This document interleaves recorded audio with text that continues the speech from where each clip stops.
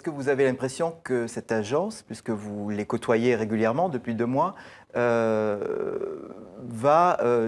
donner un jour la version officielle, ou du moins la version vraie de cette affaire? Écoutez, ce que je ne sais pas, c'est jusqu'à quel point, donc encore une fois, cette agence gouvernementale qui dépend des services du Premier ministre considérera que les informations sur qui sont les perpétreurs de cette attaque contre TV5 Monde est une information classée, ou s'ils nous la donneront, ou si d'ailleurs ils la donneront à nous, mais aussi à la presse, c'est-à-dire si ça sera une information qui sera libre ou publiée, je ne le sais pas. Et pour vous dire la vérité, je n'ai évidemment pas d'expérience dans ce domaine, puisque c'est la première fois qu'une telle attaque se produit contre une chaîne de télévision dans le monde. Donc il n'y a pas de process qui existe en la matière. Alors, quoi qu'il en soit, on est à 2 mois de cette attaque. Où en est la chaîne aujourd'hui dans ces tentatives de récupérer après les dégâts qui ont été commis? Ouais.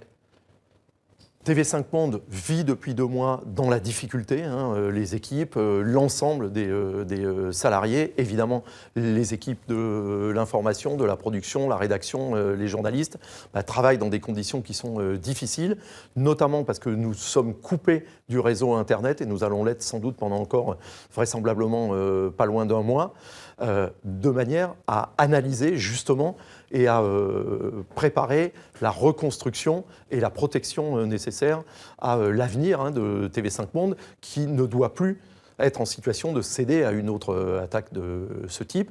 Et puis nous avons une autre problématique qui évidemment nous inquiète tous aussi, c'est le coût évidemment non budgété, imprévu, de cette attaque qui sera de plusieurs millions d'euros déjà sur notre budget 2015 et de plusieurs aussi millions d'euros pour le financement, le coût à venir de manière récurrente pendant les années suivantes de la protection donc nécessaire contre ce type d'attaque à l'avenir. Donc oui, la situation à TV5 Monde, elle est difficile depuis 2 mois et l'ensemble des personnels y fait face avec courage, solidarité, implication, mais c'est compliqué et c'est pénible pour nous tous. Et quel est votre calendrier? Il faudra combien de temps pour sortir de cette situation de crise et repartir sur un nouveau mode de fonctionnement, peut-être un nouveau système?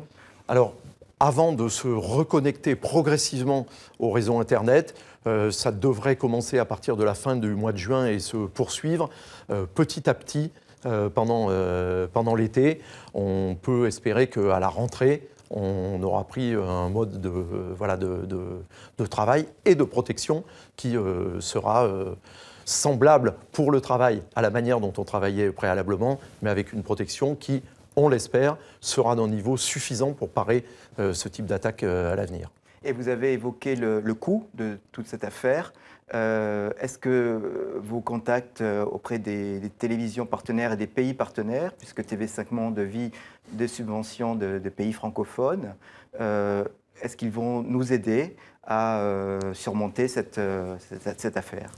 Alors nous avons demandé la tenue le 30 juin prochain à Bruxelles d'une réunion des hauts fonctionnaires donc qui nous régissent et qui représentent les 5 pays qui financent TV5 Monde, donc la France, la Suisse, le Canada, l'État du Québec, la Fédération Wallonie-Bruxelles. Nous allons leur présenter le coût de cette cyberattaque et de la protection qui en découlera pour TV5 Monde. Et évidemment, nous allons leur demander de financer ce surcoût sans lequel, évidemment, TV5 Monde sera handicapé dans ses développements et dans sa vie quotidienne. Bien évidemment, nous avons déjà alerté les 5 gouvernements, les ministres concernés, mais nous devons suivre le temps administratif d'une part, et d'autre part, comme l'enquête de l'Agence nationale des services d'information se poursuit, le chiffrage exact ne peut se faire qu'une fois que cette enquête est allée jusqu'au bout, puisque toute découverte qui pourrait, par exemple, avoir lieu cette semaine ou la semaine prochaine, pourrait venir alourdir encore l'addition. Alors, en attendant cette réunion, ces partenaires, vous les sentez comment? Compatissants, prêts à aider, prêts à rallonger un petit peu leurs subventions? Écoutez, La sympathie, le soutien, nous l'avons évidemment. J'ai encore vu la ministre québécoise Hélène David la semaine dernière, qui était là pour l'introduction d'Annie Laferrière sous la coupole à l'Académie française. Elle nous a dit combien elle était engagée et elle voulait s'engager dans le soutien de TV5 Monde. Mais nous avions, dès le 9 avril au matin, la présence de Laurent Fabius, le ministre des Affaires étrangères français, de la ministre de la Culture et de la Communication, Fleur Pellerin, du ministre de l'Intérieur, Bernard Cazeneuve. Donc le soutien, nous l'avons. Après, ce que j'espère, c'est que nous aurons également le soutien financier et budgétaire dès 2015, mais aussi dans les années suivantes. Et en même temps, évidemment, nous le souhaitons, nous le demandons, nous le réclamons, nous en avons besoin, mais voilà. Ça n'est pas moi qui gère, évidemment, les budgets des 5 États qui nous financent. Mais voilà, on espère qu'ils seront conscients de l'importance que ça représente pour TV5 Monde, la chaîne qui défend, qui promeut la francophonie, sa culture, ses valeurs, y compris ses valeurs, évidemment, à travers l'information dans le monde, et qui sauront être à la hauteur de cet enjeu.